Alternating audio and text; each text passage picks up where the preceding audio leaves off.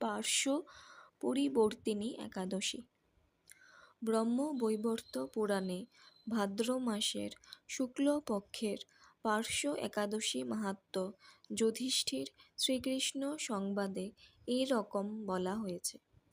যুধিষ্ঠির মহারাজ জিজ্ঞাসা করলেন, হে কৃষ্ণ, ভাদ্র মাসের শুক্লপক্ষের একাদশীর নাম কি?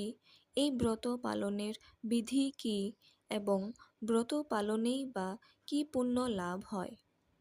উত্তরে ভগবান শ্রীকৃষ্ণ বললেন, হে ধর্মরাজ, মহাপুণ্যপ্রদা, সমস্ত পাপহারিণী এবং মুক্তিদায়িনী এই একাদশী বাজপেয় যজ্ঞ থেকেও বেশি ফল দান করে। যে ব্যক্তি এই তিথিতে ভক্তি সহকারে ভগবান শ্রী বামনদেবের পূজা করেন তিনি ত্রিলোকে পূজিত হন। পদ্মফুলে পদ্মলোচন শ্রী বিষ্ণুর অর্চনকারী বিষ্ণুলোক প্রাপ্ত হন। সাহিত্য ভগবান এই তিথিতে পার্শ্ব পরিবর্তন করেন, তাই এর নাম পার্শ্ব একাদশী বা পরিবর্তিনী একাদশী। যুধিষ্ঠির মহারাজ বললেন, হে জনার্দন, আপনার এই সকল কথা শুনেও আমার সন্দেহ পূর্ণরূপে দূর হয়নি। হে দেব, আপনি কিভাবে শয়ন করেন, কিভাবেই বা পার্শ্ব পরিবর্তন করেন, আর চাতুর্মাস্য ব্রত পালনকারীর কি কর্তব্য এবং আপনার শয়নকালে লোকের কি করণীয়, এই সব বিষয়ে বিস্তারিতভাবে আমাকে বলুন। আর কেনই বা দৈত্যরাজ বলিকে বেঁধে রাখা হয়েছিল তা বর্ণনা করে আমার সকল সন্দেহ দূর করুন। ভগবান শ্রীকৃষ্ণ বললেন, হে রাজন, দৈত্যকুলে আবির্ভূত প্রহ্লাদ মহারাজের পৌত্র বলি আমার অতি প্রিয় ভক্ত ছিল। সে আমার সন্তুষ্টি বিধানের জন্য গো, ব্রাহ্মণ, পূজা ও যজ্ঞ আদি ব্রত সম্পাদন করত।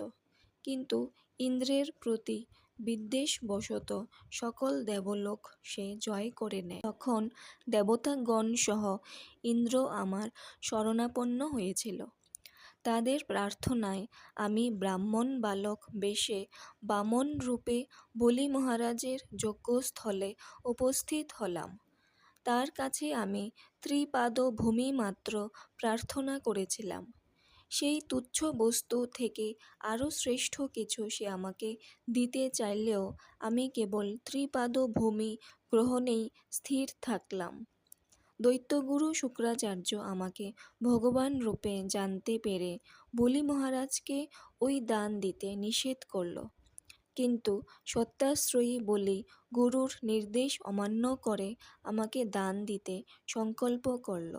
তখন আমি এক পদে নিচের সপ্তলোক, আরেক পদে উপরের সপ্তভুবন অধিকার করে নিলাম। পুনরায় তৃতীয় পদের স্থান চাইলে সে তার মাথা পেতে দিল। আমি তার মস্তকে তৃতীয় পদ স্থাপন করলাম। তার আচরণে সন্তুষ্ট হয়ে আমি সর্বদা তার কাছে বাস করার প্রতিশ্রুতি দিলাম। ভাদ্র শুক্লপক্ষিয়া একাদশীতে ভগবান শ্রী বামনদেবের এক মূর্তি বলি মহারাজের আশ্রমে স্থাপিত হয়। দ্বিতীয় মূর্তি ক্ষীরসাগরে অনন্তদেবের কোলে শয়ন একাদশী থেকে উত্থান একাদশী পর্যন্ত 4 মাস শয়ন অবস্থায় থাকেন। এই 4 মাস যে ব্যক্তি নির্দিষ্ট নিয়ম, ব্রত বা জপ তপ ব্যতীত দিন যাপন করে, সেই মহামূর্খ জীবিত থাকলেও তাকে মৃত বলে জানতে হবে। শ্রাবণ মাসে শাক, ভাদ্র মাসে দই, আশ্বিনে দুধ, কার্তিক মাসে মাসকলাই বর্জন করে এই 4 মাস ভগবান শ্রীকৃষ্ণের আরাধনা করতে হয়।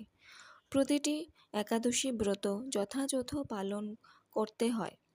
সাহিত্য ভগবান পার্শ্ব পরিবর্তন করেন বলে এই একাদশী মহাপুণ্য ও সকল অভীষ্ট প্রদাতা।